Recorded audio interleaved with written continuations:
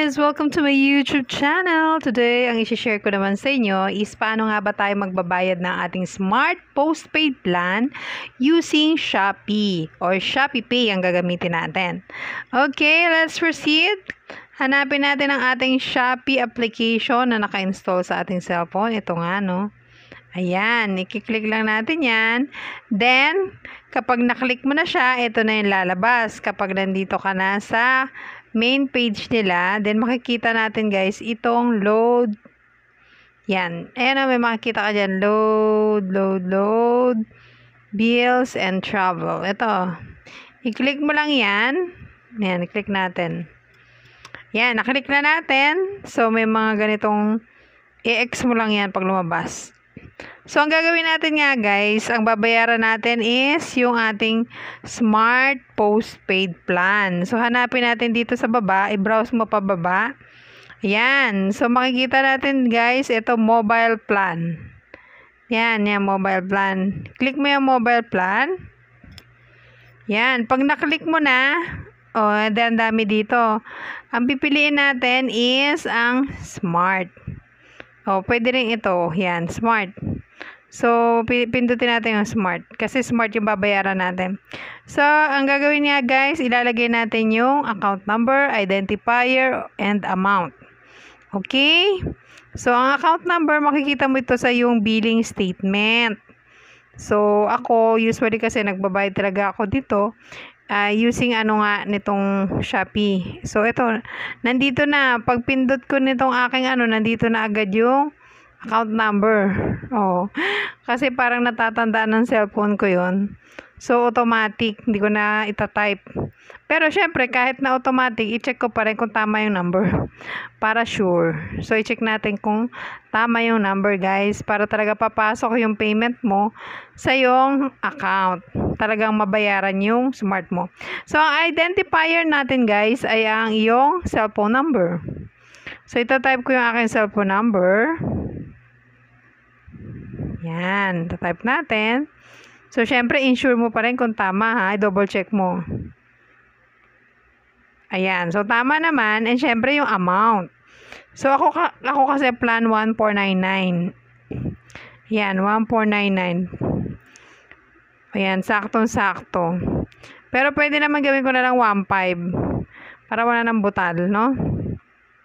Then, after that, click mo lang tong continue. Continue. Ayan.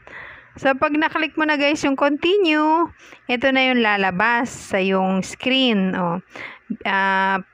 Ang biller mo ay si Smart. Identifier natin yung aking cellphone number, yung bill amount, and makikita ka guys ditong voucher. Ito, i-click nga natin to, baka may mga discount. Ay, wala.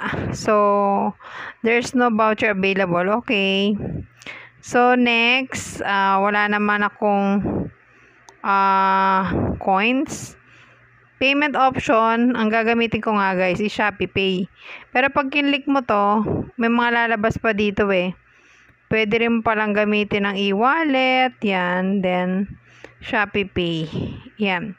So, gagamitin nga natin ay ang aking Shopee Pay kasi may laman naman ang aking Shopee wallet. So, ito na guys. So, ito na ang total amount. Click ko na itong Pay Now. Pay Now. Ayan. So, pag kinlik ko guys yung Pay Now, yung nagpa-processing na siya ngayon. So, pinapa-confirm yung payment. So, iscan ko yung aking fingerprint. Or enter ko yung aking Shopee Pay PIN. Gusto ko yung fingerprint. Biometrics. Yan. Payment successful. So, ganun lang ka-easy guys. So, yan. You paid. Nakalagay dito. You paid. Meron daw kung ito nandito sa taas guys. So, nakita mo to. Nakapagbayad na ako. And yan. Hihintayin ko na lang guys kung kailan mapopost yun. Usually, bukas mapopost na siya.